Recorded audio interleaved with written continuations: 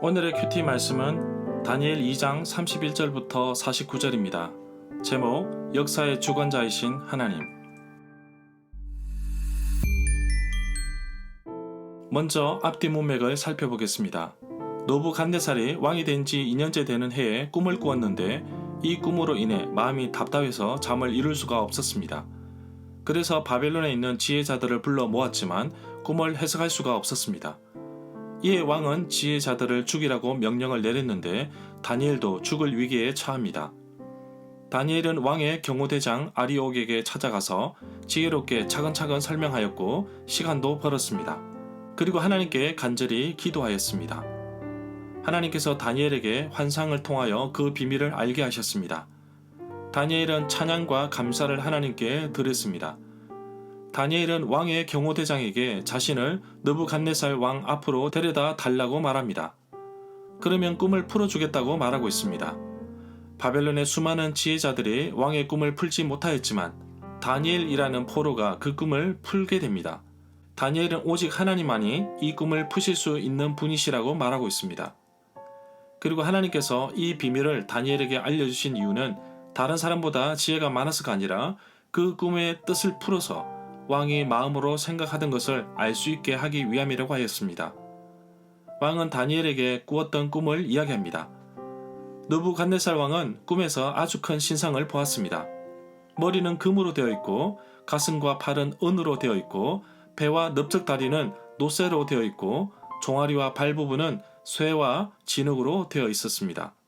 그런데 아무도 떠내지 않는 돌이 어디선가 날아와서 쇠와 진흙으로 된 신상의 발을 쳐서 부수어 버렸습니다. 왕의 꿈 이야기를 들은 다니엘은 그 꿈의 뜻을 풀어 해석해 주었습니다. 다니엘은 오직 하나님만이 모든 역사의 주관자이시며 또한 하나님께서 친히 이끄신 나라만 영원할 것이라고 말하고 있습니다. 이 꿈은 확실하며 그 꿈 풀이도 틀림이 없다고 다니엘은 재차 강조하고 있습니다. 문단을 나눠보겠습니다. 31절부터 35절은 꿈에서 본 아주 큰 신상, 36절부터 45절은 다니엘이 왕이 꾼 꿈을 해석하다, 46절부터 49절은 하나님을 찬양하는 느부갓네살 왕, 32절부터 34절에 보면 이 구절에 나오는 신상은 구성자료, 순금, 은, 놋, 쇠, 진흙의 진행 방향, 아래로 볼 때 네 제국의 건세와 번영이 점차적으로 쇠퇴하고 있는 것을 나타낸다고 할 수 있습니다. 34절부터 35절에 보면 느부갓네살 왕의 꿈에서 신상을 보고 있었는데 아무도 손을 대지 않았던 돌이 어디선가 날아왔습니다. 아주 큰 신상에 쇠와 흙으로 된 신상의 발을 쳐서 부숴버렸습니다. 그때 신상 전체가 산산조각 났고 결국에는 바람에 날려 흔적도 남지 않았습니다. 그러나 신상을 친 돌은 매우 큰 산이 되어 온 땅을 덮었습니다. 38절에 보면 금으로 된 나라는 바벨론 제국을 의미하는 것으로 봅니다.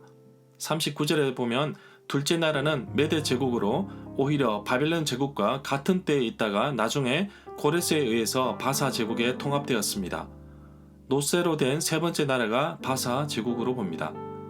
40절에 보면 꿈에서 본 네 번째 나라는 알렉산더 대왕의 헬라 제국으로 보고 있습니다. 41절에 보면 넷째 자리에는 알렉산더 대왕의 헬라 제국이 들었습니다. 알렉산더가 죽은 다음 나라가 둘로 나뉘어져서 애굽 지역에서는 프돌레미 왕국이 이루어지고 시리아, 메소포타미아 지역은 셀루시드 왕국이 들어선다고 할 수도 있습니다. 43절에 보면 이 구절에 서로 섞일 것이나 라는 말이 나오는데 BC 250년에 애국과 아람의 왕조가 통일을 이루고자 정략 결혼을 추진하였으나 성공하지 못하였다고 말합니다. 46절에 보면 왕이 다니엘에게 향품을 주었는데 성경에서 향, 유향은 좋은 냄새를 내기 위하여 태우는 방향성 물질로 보고 있습니다. 일반적으로 송진을 의미하기도 합니다. 48절부터 49절에 보면 하나님으로부터 받은 지혜로 왕의 꿈을 해석한 다니엘은 바벨론의 지혜자들보다 더 높은 자리에 오르게 됩니다. 왕은 또한 다니엘의 요구를 받아들여져서 사드락과 메삭과 아벳느고에게 바빌론 지방을 다스리게 하였습니다. 다니엘은 계속해서 왕궁에 머물 수 있게 되었습니다. 절마다 상세한 설명과 구절에서 그리고 핵심 내용과 중심 줄거리는 네이버 블로그에 올려져 있습니다. 내게 주시는 교훈입니다. 하나님께서 주신 특별한 지혜로 왕의 꿈을 해석하였는데 이 꿈 이야기는 앞으로 일어날 제국과 정복의 과정에 대한 이야기였습니다. 인간이 세운 나라, 권력과 힘으로 세운 나라는 결국 무너지고 맙니다. 하나님은 역사의 주관자이시며 또한 하나님께서 이끄시는 나라만이 영원하다는 것을 말하고 있습니다. 그렇기 때문에 하나님만 신뢰하며 하나님만 의지하며 살아가는 이유가 여기에 있는 것입니다.